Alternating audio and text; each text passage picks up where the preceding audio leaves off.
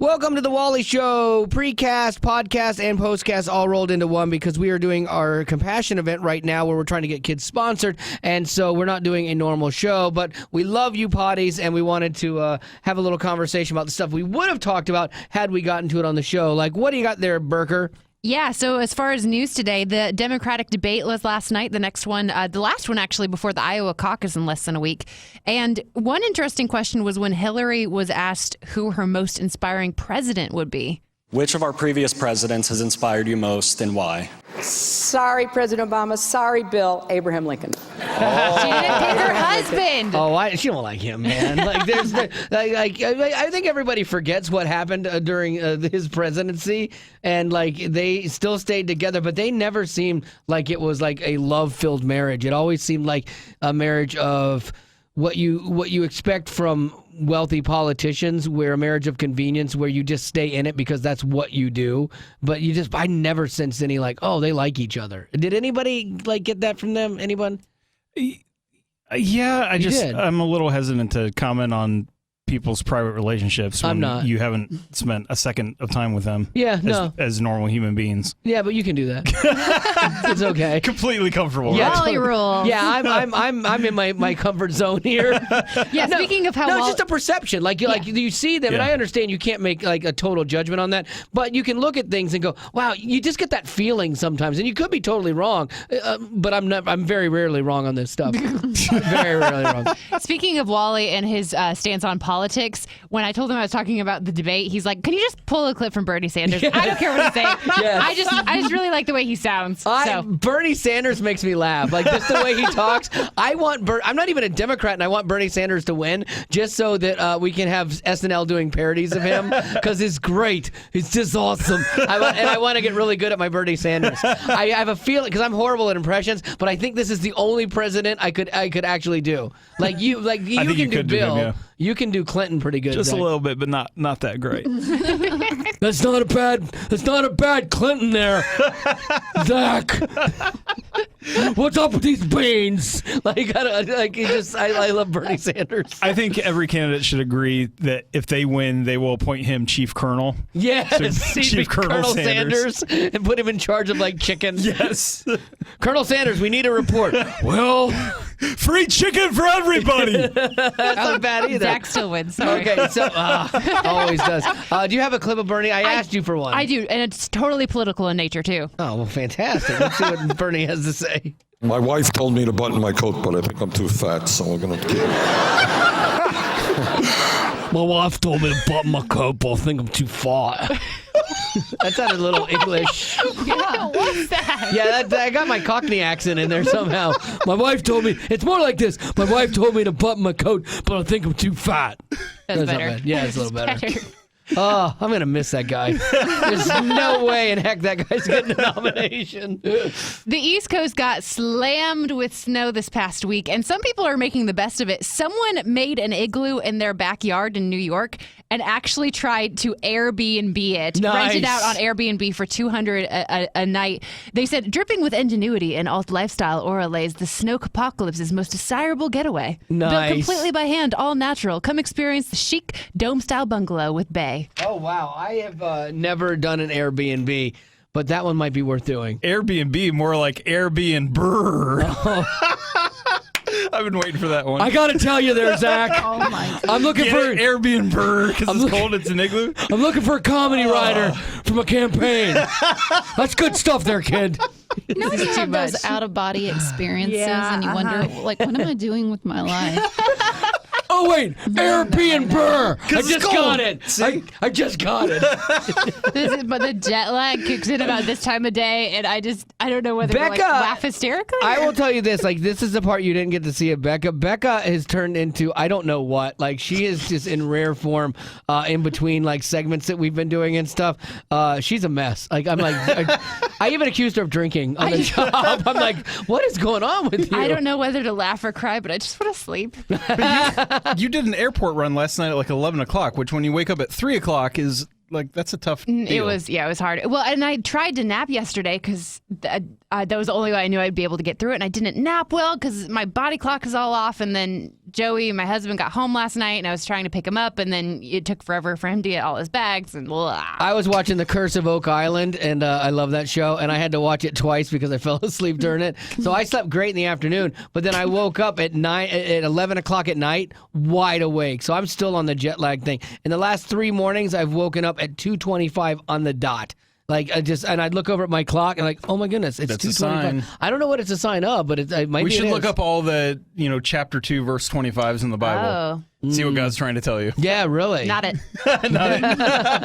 Boy, you really don't like to read your Bible, do you? No. Pick a book of the Bible, Wally. Let's go with Matthew 2:25. All right, Matthew. That's a good one. I'm curious what that says. Sorry, my app's taking a while. That's okay. Read Matthew 2:25. That's still in the Christmas story. That's Luke 2. That's Luke 2. Yeah. Matthew, there is no 25 and no verse 25. In Matthew? So, I didn't know. I mean, I didn't know that. I knew that. I thought you would have known that. Yeah. Pick another one. Mark. Is Mark a short book, though? There is a chapter 2. No one ever talks about Mark, quite honestly. Everyone talks about Luke and Matthew, and no one ever talks about John. Mark. And John, yeah. Jesus said to them, haven't you ever read in the scriptures? Oh.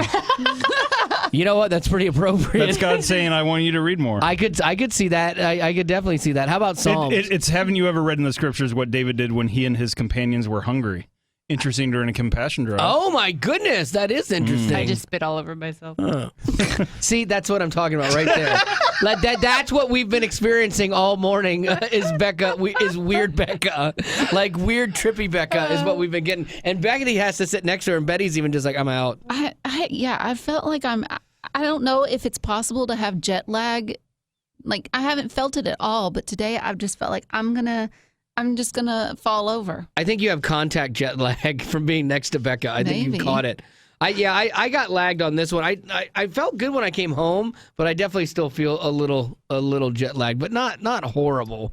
But I definitely am tired in the afternoon. You had another day to recover too. I did, yeah. That's not me being woe is me, but we're just saying because it sounds like. All right, hey Becca, can you read any more stories? Yes, I can. Fantastic. So a guy in Illinois was super thorough in reading through his Papa John's receipt after he got a pizza delivery and found a 16-cent delivery tax. Decided to look into Illinois law and found that it was illegal because a business can only tax a delivery fee if it's included in the selling price. Oh, wow. And so now he's filed a class action lawsuit. Well, of course, that's the right thing. 16 cents. That is the right thing to do. Let's do some math here, okay? Let's do some math here, Zach. Let's say Papa John's in Illinois or wherever this guy is from. Man, pizza sounds good. I know, yeah. Let's say we should go to Pie 5 for lunch. Oh, that's the best. I wish they were a sponsor because we get it for free. I'm going to drool all over myself. Pie 5 is awesome. They make pizzas in 5 minutes. It's ridiculous. Yeah, they should be a sponsor. We should start Pie 4.5. Yes. We would crush them. We're just as good as those Pie 5 people, but faster. All right. Bernie Sanders. Yeah, he's the guy that's our sponsor. So Becca's like... Do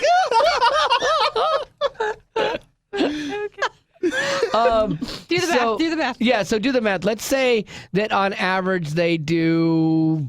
What would you say is a good average? 25 deliveries a night? That sounds low. That sounds low. Okay, let's say 50. 50 a night times 7 nights a week is a lot. That's 350. Right? Yeah. Times. So we're at $56 a week right now. Okay. Oh, of the 16-cent tax, yes. Mm-hmm. And then multiply that by 52. Yeah, you're talking $2,900 a year. Yeah, that is not worth suing for. And then multiply it by the 70% their lawyers are going to take out of it. Mm-hmm. Or all the Papa John's, and that could be billions of dollars.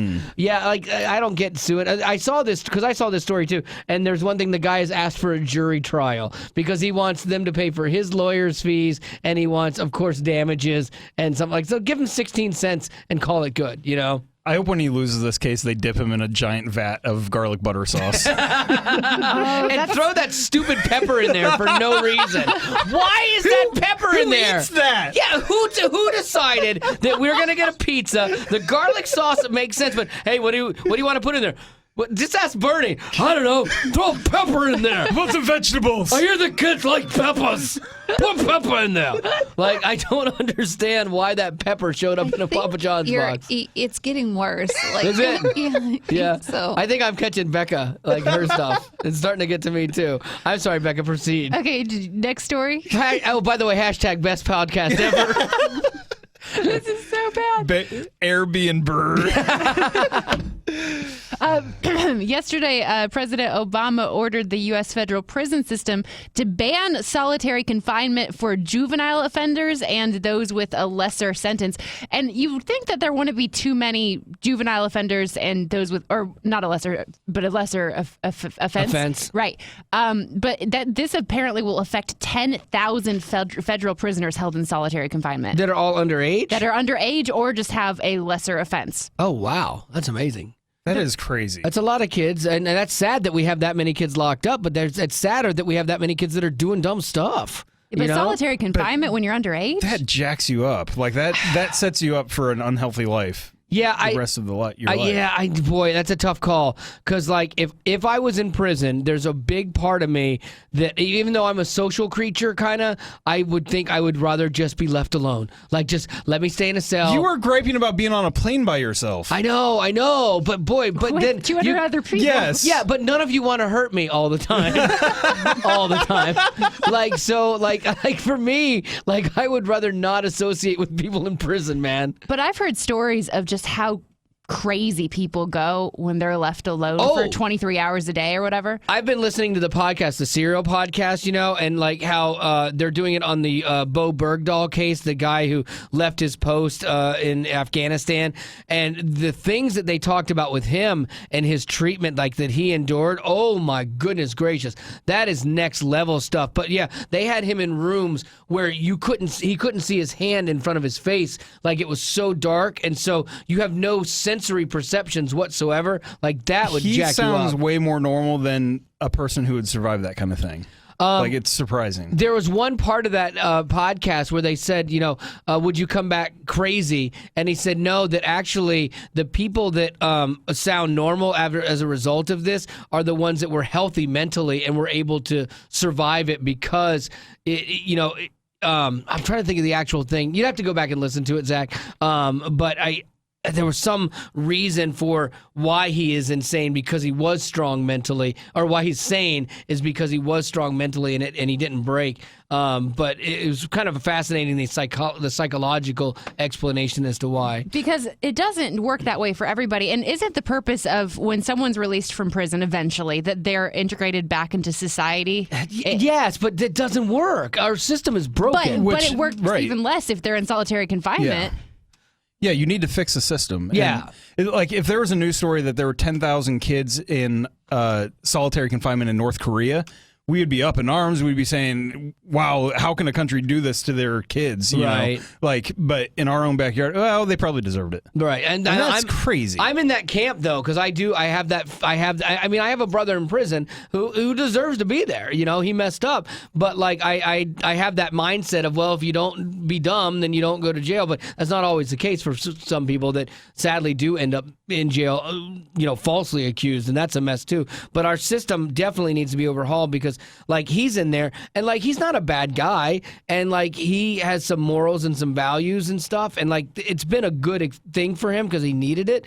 But the thing is, like, I'm asking him, like, what are they doing so that when you come out, you got a shot at, like, getting a life back? And he's like, nothing. I know my life is over. Like, when I come out, I'll be, lucky to get minimum wage, nothing jobs. Because you have to mark that box on every form. Everyone. I'm a felon. Yep. And so, like, and so we know that. So we're trying to prepare for when he gets out, having some money squirreled away for him and stuff like that so that he can have a start, because if you don't have family that's going to help you, man, you come out, there's no wonder you repeat the same stuff. You come out, you got no money, you got no place to live, and then you've got to, and so what do? You go back to doing what you did. And I think people often, like all of us, live to the expectations people have for us. And if you have high expectations, often you live up to those. But if you have low expectations, if society's telling you you're a felon, you're of no good anymore, I think that's human nature to live down to that expectation. That's why I've always, and people will debate this with me, but the Alcoholics Anonymous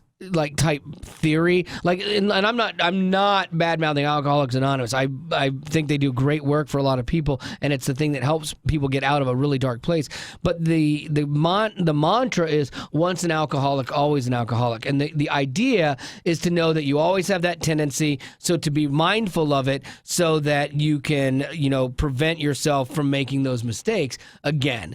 But the flip side of that is if I'm telling myself I'm always an alcoholic, I never have a chance to break out of that, because then it can also be an excuse. Well, I fell off the wagon because I'm always going to be an alcoholic, versus going, that was me, but that's not me now.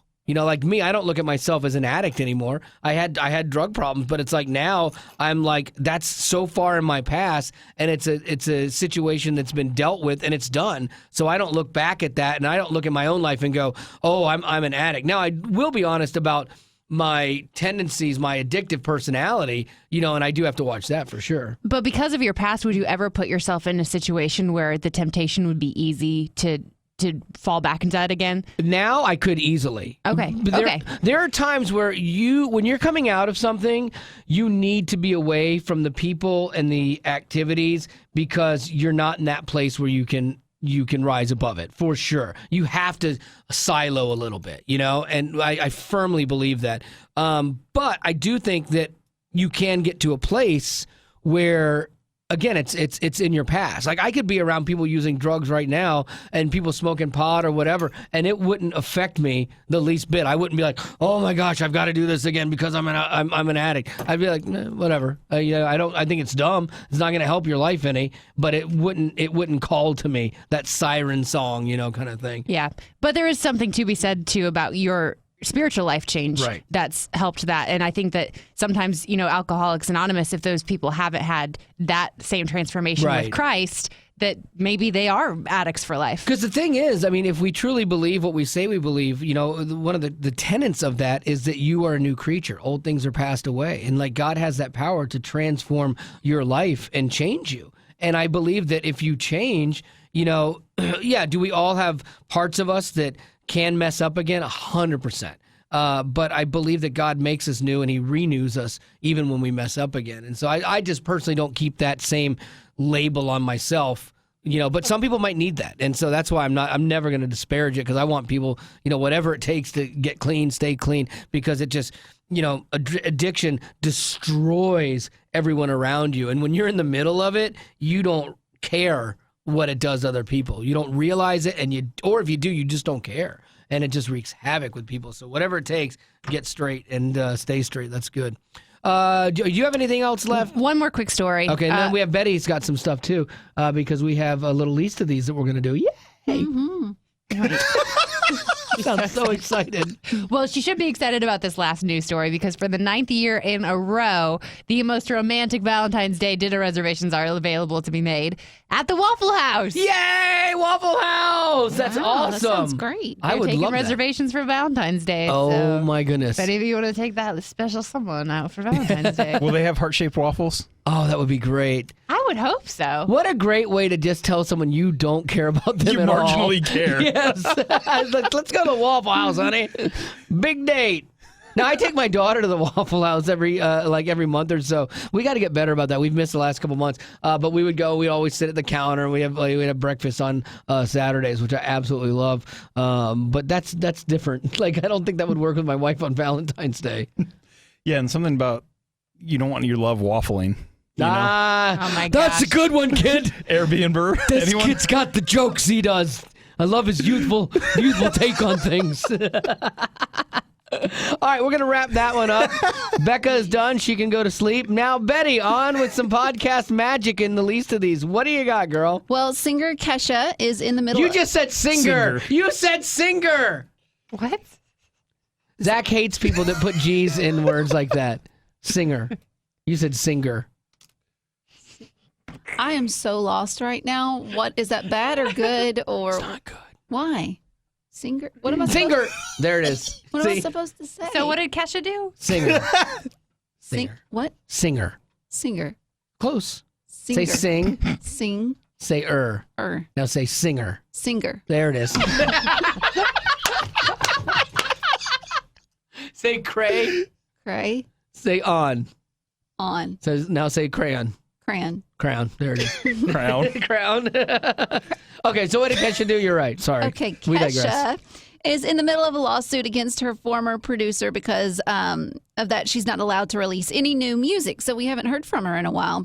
People might have forgotten that she's even around. But until this lawsuit is resolved, she won't be able to release any new music. But she recently posted a video claiming she can sing someone else's song and decided out of all the songs she could sing, she went with Amazing Grace. This is a very interesting choice.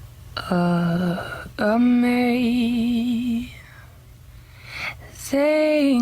grace, how sweet the sound. You know, it's funny. I've gotten a few emails lately from people that are like, "Why do you play secular music in your bumper music or things like that, or in some of the opens that you do and stuff?" And I've had this debate over this, and I'm like, it's silly. It's just music. It doesn't matter. And so some people could get mad, like, "Why are you talking about Kesha?" You know, because Kesha is a sinner. Well, guess what? We all are. But I just think this is really interesting. She could pick any song to sing, you know, a cappella, and it's interesting that she picks this song. Mm-hmm. But now I see. And I'm not saying, oh, wow, Kesha's a believer. She's had this life change or whatever. But those words are so true for all of us. And you know what? You know that she knows all of them, you know? And so there's some point in time she's learned that concept. And she's just on this crazy, weird path. And there's a lot of junk in her life, you know, which I feel bad for her for that. Because the truth is staring at her right there in the song she just sung, you know, and what her life could be and could be redeemed. But who knows, man? Maybe someday the words that she's singing now will be something that, you know, becomes the story of her life. Because I know people are like, why is she singing a Christian song? She's not a believer. Oh, okay. Well, the guy that wrote that was a slave trader, you know, and stuff. So there's redemption for people, and we have to give them that space to be able to get to that point when they're, you know, ready. This past Sunday, most of the cast of Friends reunited at a tribute to TV director James Burrows. And Matthew Perry, he wasn't able to make the reunion. He's the one that played Chandler. But Chandler Bing! Yeah. But in a recent interview, he did say that a reunion could happen. He said, maybe a TV special. I don't know about a movie, since it ended on a high note. You don't want to ruin it. But he said that they've talked about it. I would be interested in Where Are They Now? Because I saw the picture of everybody there but Chandler, and I think, I could be wrong, but did anyone else see this? It looked like Joey was fully gray-haired. He is, yeah. Like white. Matt LeBlanc? Yeah, Matt LeBlanc, yeah. Totally white. Oh my goodness, like he looks old. He looks like Ted Danson old, you know, and so that is crazy. But I commend him for not dying it. You know, like he's just embracing it. Oh, I thought you said not dying yet. Oh, yeah. I'm like, he's not that old. Yeah, he's 40. He's Wally's age. Yeah, exactly. Dying yet. Every day I wake up, I'm thankful because I'm that old. Yeah, I would actually like to see a Friends reunion. I actually would like to see that. I was a fan of the show. I think it jumped the shark towards the end and stuff, and they just pulled like a couple of the love interest type things, and they just overplayed it. And like every show does that eventually. But I thought it was a well-written show for a long time, and I'd like to see a Where Are They Now kind of thing. I'd rather see that than the Full House reunion. Oh my goodness, have you seen that? I have not. Yeah. The people of Flint, Michigan are experiencing a water crisis. Their water contains lead. So, really? Yeah. But Sean P. Diddy Combs and Mark Wahlberg are coming to the rescue. They are part owners of Aqua Hydrate. So that is so rock and roll that they own a water company. So they're sending 1 million bottles of water to this town, and they pledge to keep sending water as long as it's needed. But their hope is that their contribution will inspire others to pitch in. Really? They own a water company, and I didn't know that Detroit was having this, or Flint, Michigan, you said, right? Was having a lead in their water problem? Yeah, it's something about how they rerouted the water system, and they're people, FBI or whatever's having to look into it. But the FBI is getting involved? They hired some, what do you call them? I haven't watched enough crime videos. Investigators? Yes, to look into it. But it's something about that it's being taken from another water source, another river, and something wasn't done right. Someone skipped a step. And so, so they now got lead. people are, Oh, that's no joke, man. Lead know. poisoning is not good. I have a headboard that I made for my bedroom that I just realized probably has a bunch of lead paint on it, and it's flaking off, and I can't prove it, but I'll snore at night, and so my mouth is open. I think my wife is feeding me lead-tainted paint chips. So if I die, you guys know where to look, okay? Like, have the investigators do a blood screen, because I For think all the sugar in your blood? Nope, I think she's feeding That me lead killed you paint. eventually? Nope, I think it's lead paint, actually. She's trying to murder me. All right, so that is going to have to do it on that happy note for the old podcast, precast, postcast, Sponsor every a kind of child. cast. Yes, you should do that with our Compassion Hope Happens Now event going on. And if you do, it'd be cool to know that it was a potty. Yeah, you can leave a comment. So whether you do it through the phone or online, so tell us you're a potty, because that would make us very happy. Yeah, that'd be cool to see potties getting involved on that level too, instead of just take. You horrible people. I always turn on my audience. It's a thing I learned from Andy Kaufman. It usually works. Oh, he's dead. It doesn't work. So, yeah, no, but thank you so much for listening to the show, for being a potty, and hopefully getting involved in a little deeper level and changing the life for one of our Compassion kids.